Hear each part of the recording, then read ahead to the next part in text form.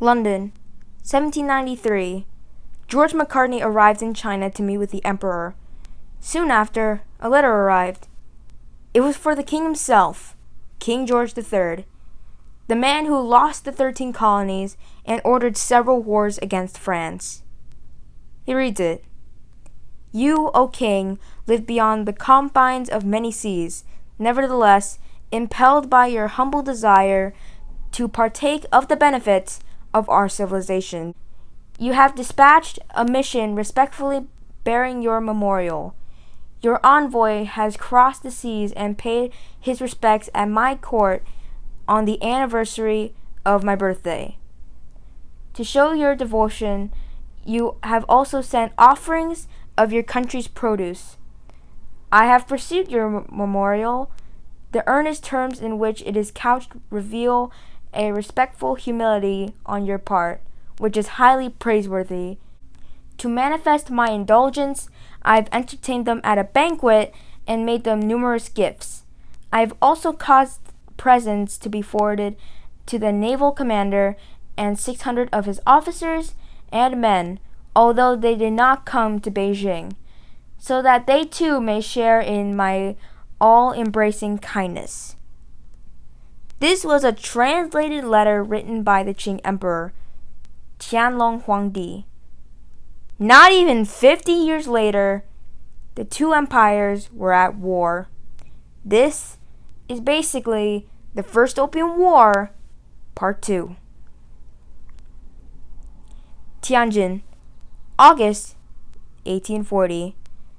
The British arrived in Tianjin and asked to negotiate with the emperor, which is why they negotiated in the first place. Zhoushan was impressed by the powerful British and knew that the Chinese military couldn't win. However, this goes against the common concept in every Chinese person that foreigners were below them. So he couldn't explain to the emperor that their military were, below them.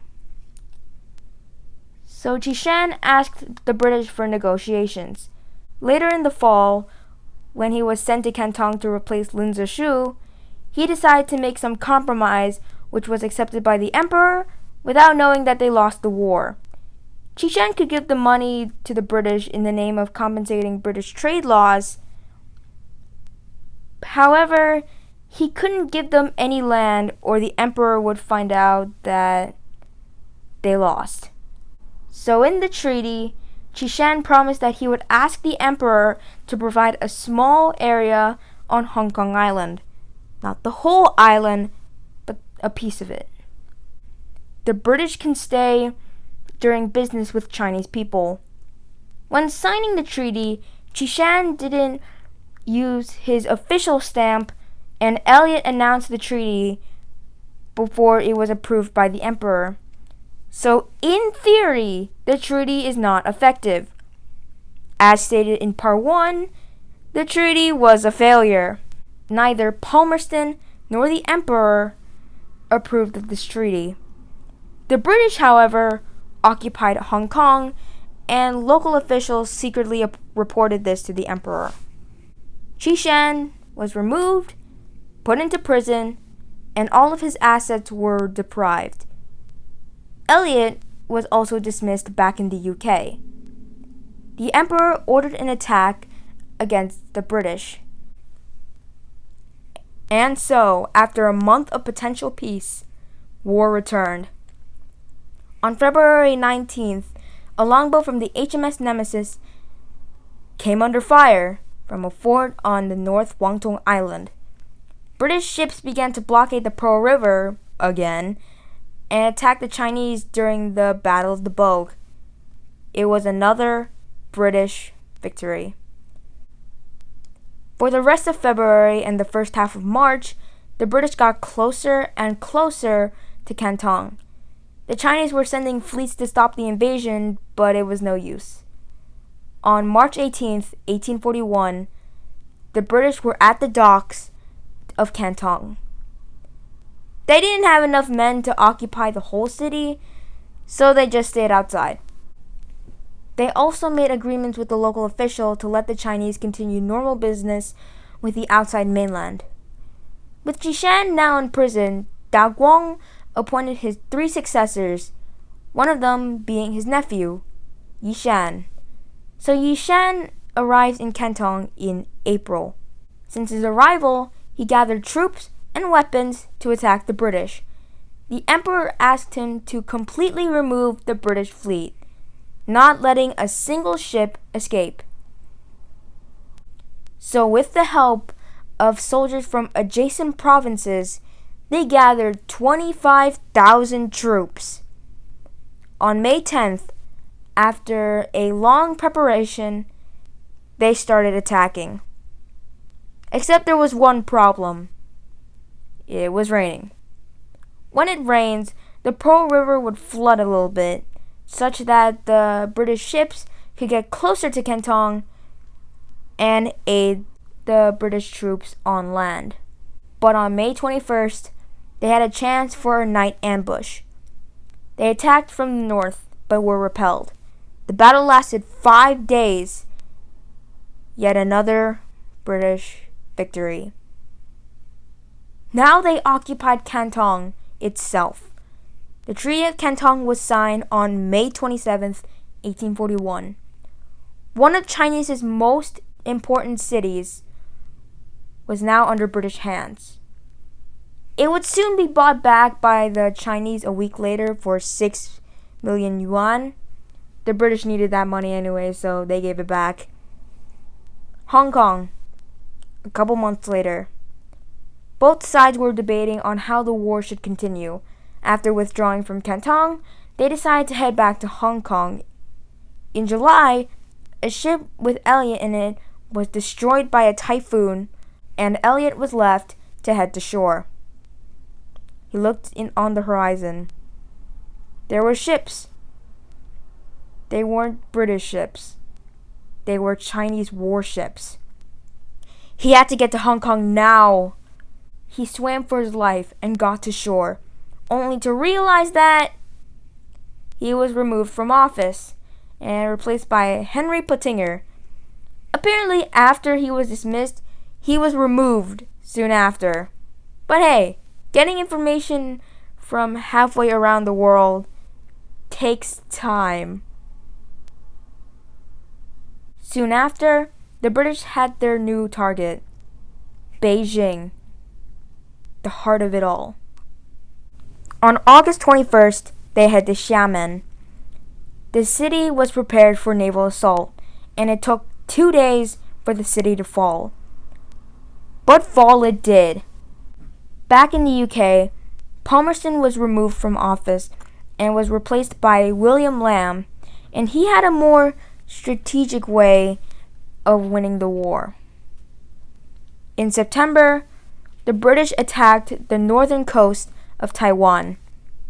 The British ship, the Nerbudda, sunk.